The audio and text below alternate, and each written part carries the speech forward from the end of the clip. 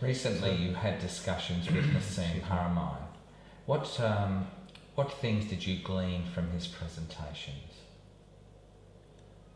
He's brilliant.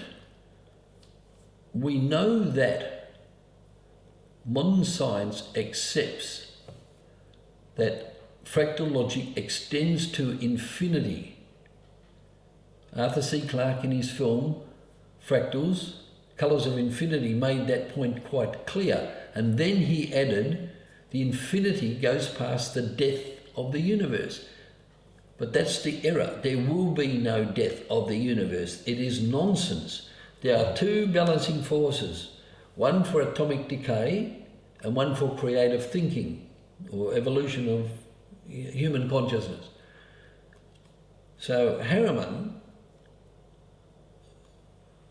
I should have thought of it myself.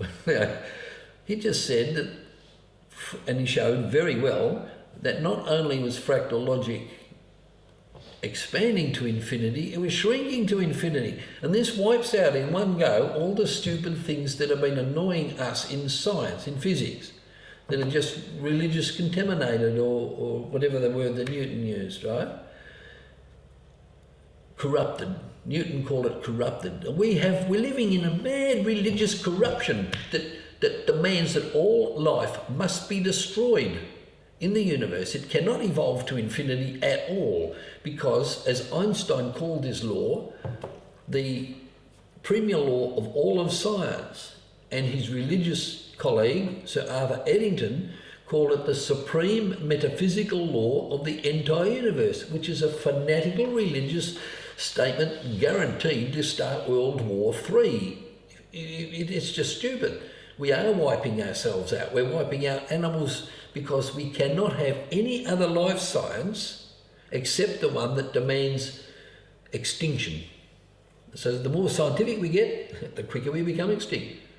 And that was the mistake we made. And Einstein made that mistake by referring to the law of universal heat death law as the premier law of all of science. It's not. It only applies, it's not wrong, but it only applies to inanimate matter. Life obeys, as we proved with our seashell discoveries. That Newton was right. There is a more profound natural balancing science, and it is based on the very same principles which were fractal that upheld ancient Greek life science. So science has been corrupted by religion. Is there any particular religion would you suggest? I'm not trying to. I think personally, all religion. Yes. But to be specific, we'll mention the Christian religion and give dates. Very good.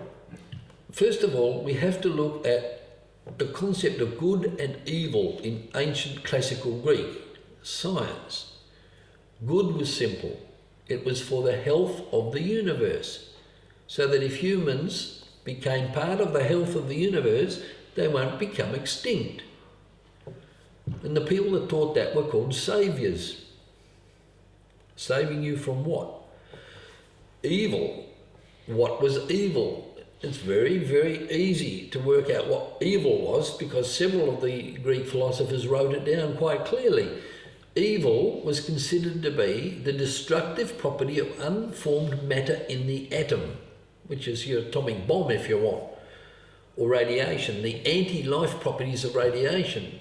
So now you can see that in the 5th century AD, St. Augustine, and this is in your Encyclopedia Britannica, just open it up and look up St. Augustine, and it says that his mind was the crucible which most completely fused the religion of the New Testament with the Platonic tradition of Greek philosophy, which is absolute rubbish. One's fractal and one is not. And we know what happened. We know exactly the time it happened. The Christians under the Pope Cyril, were burning books at the Library of Alexandria, and they murdered the chief librarian. So there was no way in the world that St. Augustine knew what he was talking about. He had no intention of linking all that wisdom that they burned with the religion of the New Testament. This is what Newton was saying. But something worse happens, something so terrible, and it's written down in the stupid man's confused confessions, sexually misorientated or disorientated stuff needing to sort out by a shrink. He writes that the evil of unformed matter in the atom is associated with the evil of female sexuality. That's terrible. And that led on, centuries later, to the development of St. Thomas Aquinas' angel physics, which was used to legalise the torture, the imprisonment, torture and burning alive of women as witches and little children as well, little girl children. And it was all ritualised, sadistic perversion beyond belief, and it went on for 300 years. I'm not supposed to get too excited when you're talking on an interview, but it does make me very, very angry that we put up with that bloody rubbish. And another thing that makes me extremely angry now, Cambridge University has spent 80 years regularly publishing about F.M. Cornford, the member of the Academy Philosopher, since the 1930s. They publish his book called Beyond Socrates. I think they've done 10 of them, showing that one of the greatest fathers of the Christian religion was Plato. This is how bad the corruption's got. It's absolute bloody rubbish. Plato was about love, linking ethics into the nous, the whirling force I was speaking about. It had nothing to do with the torture and burning alive of mothers and children. It's sick. And we've swallowed it hook, line and sinker. I think you've read on Google what that law is called in the West. So I'll say it now. The supreme metaphysical law of the entire universe, which is ridiculous. You have to be mad to even think of such a law. It's God, actually. And that law happens to be the law that keeps a steam engine running. So we worship a steam engine in the sky. It's ridiculous. And the real danger is this. That law insists that when all of the heat goes out of the universe, all life must be destroyed. Now, it means that global warming cannot be considered, or climate change, global climate change cannot be considered to be a life science, and then be linked to the fractal structure of a rain cloud. You simply can't do it. And how much has been spent at the moment? Billions and billions and billions of dollars. The word is monkeys, and I didn't use that. The 1937 Nobel laureate in medicine said that the scientists who didn't understand what I just said were crazy apes. In the 1959 Reed lecture at Cambridge University, Sir C.P. Snow, the molecular biologist, said exactly the same thing, that the scientists who did not see this had the mentality of their Neolithic cave predecessors. It's madness. And we swallow it hook, line and sinker in the search for money, profit, which is not logical. It is not natural, but we do it. You've been here living in the Mount Warning Valley, or the Caldera, for some years now. You moved here from Adelaide? We moved here from the Riverland. We had the first research institute based in the Riverland of South Australia, near Berry, on Loch 4 on the Murray. And so what prompted you to move to this particular area? It was a more beautiful area in Australia. It had more feeling to it, and we could see salt coming in to take out the area that we were living at. It was a terrible problem, and it was depressing. Oh, from the salt rising out of the soil? Yes. From arid conditions? From fertilisers coming down in the water, it was just terrible. And it preyed on our mind. We had built a complex there, and we could see that what has happened now was going to happen. So we moved up here. And when we come into the area, we felt good vibes. So you're actually talking about feeling in the heart rather than thinking in the mind. I think the two are linked together in fractal logic.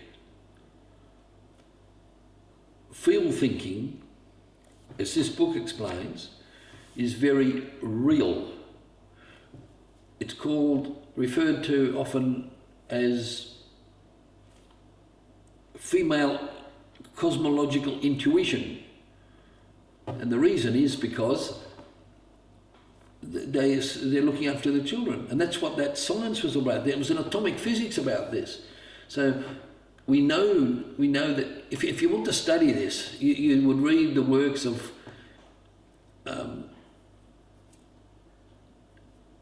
Marsilio Fenice, I forget the name.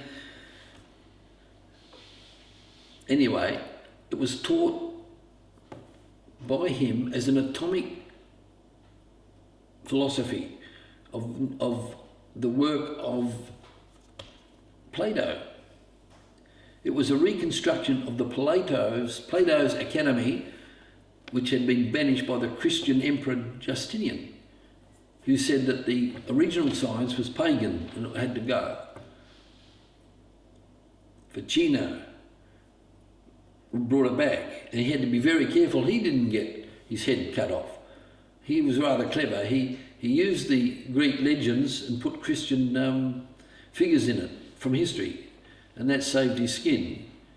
But if you read very carefully, you'll see what they were doing. They were telling you what I'm telling you. And you said though that you were, it's almost like you were attracted to this area. Did you have any other places that you thought may be conducive to your lifestyle and way of thinking? No, we went for a trip around Australia to look for an area, and we settled here because we liked it and it had peaceful vibrations to us. It was peaceful. We hope it stays that way. But in this area, you also find a lot of like-minded people, a lot of researchers, a lot of calm, relaxing, conservation type places. To a point. If they're not going to get pay dirt in technology, fine. But what amazes me, my wife Irene embraces these people you mentioned, and they have regular meetings here. And I attend some, and I see that, especially the women, they are all talking concepts at the cutting edge of quantum biology. And how in the hell did it happen that they're doing that? That's what you're talking about. Yes, it does exist, and it's very demanding to try to work out all the biological mechanisms that are causing this. Yes, something is happening, but I'd rather get on and get the formulas that we've been getting and apply them for talking with the sphenoid to find out where to go next. But yes, there's a lot of stuff coming in which is very, very helpful. Yes, you're right. When I turned up here today, you said that you'd received some messaging and that you were feeling enlivened about a quantum leap. Yes, we weren't, because the work was fractal logic, and I received a professorial title from a Nobel Prize Institute. On the board was the Nobel laureate Ilya Prigogine, but he took the life force only to the nth degree, because really it's a terrible thing to jump and say it's infinite, right? And that upset me a lot. I think we lost 20 years good research because of that. But now the Telesio Galilei Academy of Science in London has recommenced that line of research, and they're right there where it's at, because I was made a founding member of the new measurement of humanity project at the University of Florence. And the stuff that is now coming out of London is right there where it's at. It's at the cutting edge of quantum biology. And there's ways to link that to the language of the sphenoid bone. And I'm amazed. Yes, I was very excited. We spent a lot of work and a lot of heartache. When they documented my work in 1979 in the program The Scientists, Profiles of Discovery, Robert Pope the Catalyst, it was presented to the top scientists as a preview in South Australia, and everyone, so I understand, walked out in protest, including the governor, was Sir Mark Oliphant. Sir Mark Oliphant later publicly apologised for that because he realised that the work, the atomic physics I was talking to him about, was the very same stuff that John Archibald Wheeler had tried to explain to him when they were making the atomic bomb, Wheeler being the first person employed on the Manhattan Project. And when I said to Mark Oliphant for walking out, I wasn't too irritated because he wasn't such a bad guy. I said that he should be ashamed of himself for helping to blow up the planet because his mind was set on it, total. He could not think atomic physics outside of the restrictions he was under. And it brought tears to his eyes and he apologised. And this is publicly. And I just said, thanks, that's all right. And I sat down and it was as if I'd got up and waved to an old mate. But yes, I had to fight from the gutter every bloody step throughout the world because the Western civilization is totally dictated to the destruction of all life. That is a fact, and people need to know it. And so why? You know yourself because we've investigated it that is so. It's behind me is a certificate from the United Nations Millennium Project for Australasia. I complained to the United Nations that this was happening in 1995. I called it a crime against humanity. The United Nations gave it to the United Nations University Millennium Project, Australasia node, to investigate it. And for 7 years it was investigated and peer-reviewed all along the way until the United Nations University Millennium Project endorsed it as correct. The people out there, they don't understand this and they're going to lose every damn thing that they believe in. The lot will go because nothing's being done about it. We are barbarians. And people they think maybe Islam's barbaric. But don't forget, we're aggravating them. And Kanyuang said to me that we will start World War III by declaring that the world will have a global economic rationalism based on what they would understand and what, as you understand, the astrophysicist Peter Kafka wrote from the Max Planck Institute. We worship Lucifer, the god of death. And so if you're Rubbish Bin Laden and a nut wanting to kill people and you see a quiet, gentle Islamic scientist write down what Peter Kafka wrote, that we are in this terrible situation, then Rubbish Bin Laden is convinced scientifically to take us out. And what do we say about that? There's no safety valve. There's no reason, there's no way of saying, hey, just a minute, we got our science from Islam, let's sit down and talk about it. And so you breed a terrible aggression. We don't even understand what we're doing. And we know we are barbarians and we can work out exactly that that is correct. Shall I tell you why? Okay. This is very, very serious. A long time ago, they built the Parthenon.